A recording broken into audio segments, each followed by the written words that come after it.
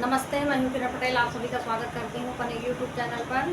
आज मैं एक नाच का गीत लेके आई हूँ। आप लोग कमेंट बताना हमारा गीत कैसे लगा। बड़ा नीक लागई हो मिलिया तो हरी पाती हो, बाईरिया तो हरी पाती हो।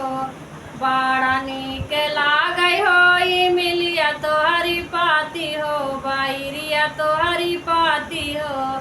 जवन बीच काटवा न रह छोटी नाना दी, जवन बीच काटवा न रह छोटी नाना दी। सासुरु का बोलिया बहुत निक लागई, सासुरु का बोलिया बहुत निक लागई। जवन घर ससुइया न होई छोटी नाना दी, जवन घर ससुइया न होई छोटी नाना दी। बड़ा नीक लागई हो मिलिया तो हरी पाती हो, बाईरिया तो हरी पाती हो। बड़ा नीक लागई हो मिलिया तो हरी पाती हो, बाईरिया तो हरी पाती हो।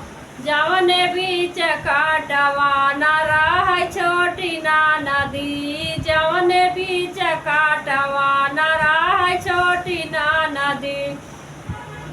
जेठा जी की बोलिया बड़ा निक लागई हो, बड़ा निक लागई। जमन घर जेठानिया न होई छोटी नाना दी, जमन घर जेठानिया न होई छोटी नाना दी। बड़ा निक लागई हो मिलिया तो हरी पाती हो, बाईरिया तो हरी पाती हो।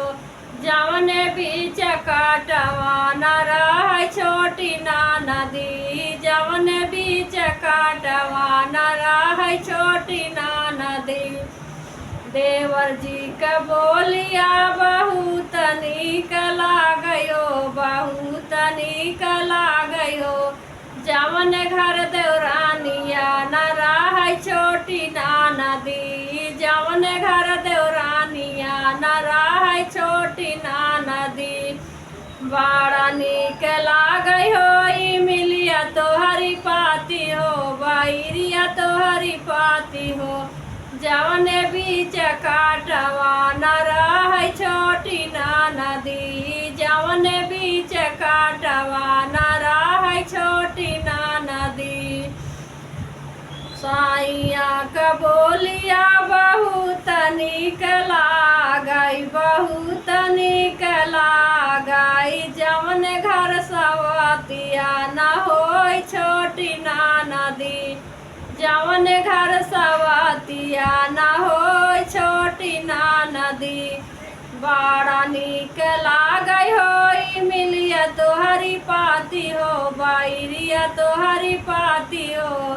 बड़ा निक लागई हो मिलिया तो हरी पाती हो, बाईरिया तो हरी पाती हो। जवन बीच काटवा न रह छोटी नाना दी, जवन बीच काटवा न रह छोटी नाना दी।